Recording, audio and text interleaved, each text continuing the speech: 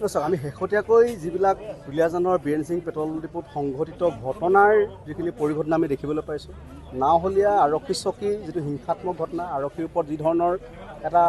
গতিয়াগতি, আৰক্ষীৰ ওপৰত আইন হাতত তুলি লোৱা, বজেন গগৈৰ দৰে এজন জ্যেষ্ঠ সাংবাদিকৰ ঘৰত আক্ৰমণ কৰা,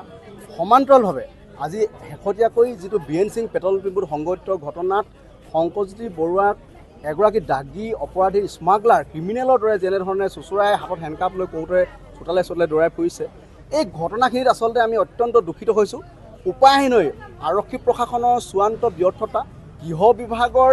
চূড়ান্তভাৱে সমাজজনক নিৰাপত্তা দিয়াৰ ক্ষেত্ৰতে হওক বা যেনেধৰণে তেওঁলোকে দোষীক কৰায়ত্ব কৰিব লাগিছিলে, যেনেধৰণে এই গোটেই দুয়োটা বিষয়ত যেনেধৰণে তৎকালীনভাৱে আৰক্ষীয়ে ব্যৱস্থা ল'ব লাগিছিলে, আজি এমাহ সময় উকলি যোৱাৰ পিছতো কোনো ধৰণৰ ব্যৱস্থা গ্ৰহণ নকৰিলে, যাৰ কাৰণে শেহতীয়াকৈ এই বীৰেন সিং পেট্ৰল ডিপুৰ যিটো পৰিস্থিতিৰ সৃষ্টি হ'ল। আৰু এতিয়ালৈকে অসম আৰক্ষীয়ে বা জিলা প্ৰশাসনে কিয় এই বীৰেন সিং পেট্ৰল ডিপুৰ মূল মালিকক এতিয়ালৈকে কৰায়ত্ব কৰিব পৰা নাই? কিয় অসমীয়া মানুহক উদ্দেশ্যি অনা অসমীয়া আজি তেওঁলোকে অসমীয়া বুলি যে প্ৰমাণ যি কৈ আছে, আমি অসমীয়া, ইয়াতে জন্ম, ইয়াতে পঢ়া, ঠিক আছে, আমি মানি লৈছোঁ আপোনালোকে অসমীয়া, কিন্তু যি ধৰণৰ তেওঁলোকে বক্তব্য প্ৰকাশ কৰিছে, আজি আপোনালোকে নিশ্চিতভাৱে দেখিছে ইয়ে লোক দালাল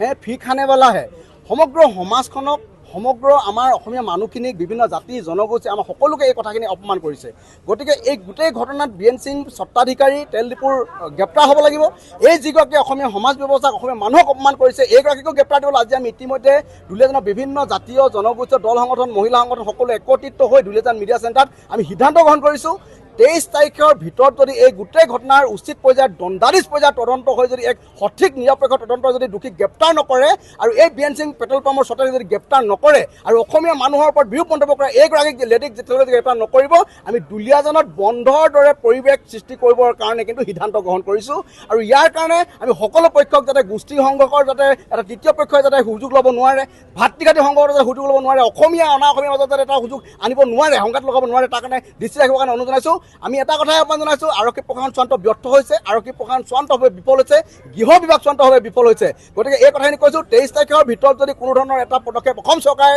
অসম আৰক্ষী প্ৰশাসনে গ্ৰহণ নকৰে, দুলীয়াজানত আমি বন্ধ কাৰ্যসূচী ঘোষণা কৰিবলৈ ইতিমধ্যে প্ৰস্তুত হৈছোঁ।